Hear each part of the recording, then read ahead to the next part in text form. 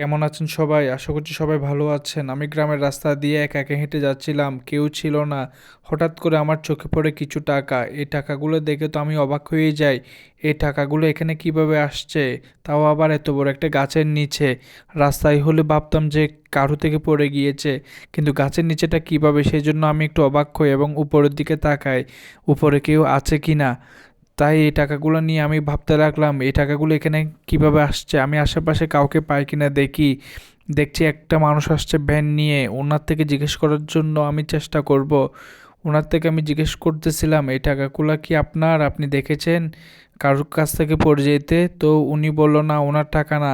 তারপর উনি আমার টাকাগুলো দেখলো সেখানে কয় টাকা আছে। তারপর উনি আমাকে কিছু পরামর্শ দিল আমি প্রকৃত মালিককে কিভাবে খুঁজে পেতে পারি। তারপর উনি আমাকে বলল যে আগে জিজ্ঞেস করার জন্য টাকাগুলো কি নতুন নাকি পুরাতন। এভাবে টাকার বর্ণনা দেওয়ার পর তারপর ওদেরকে টাকাটা ফেরত দেওয়ার জন্য। এখন বন্ধুরা তোমরাই বলে দাও আমি কিভাবে এই টাকাগুলো প্রকৃত মালিককে ফেরত দিতে পারি। কারণ প্রকৃত মালিককে ফেরত দিতে না পারলে আরেকজনে নিয়ে নিবে।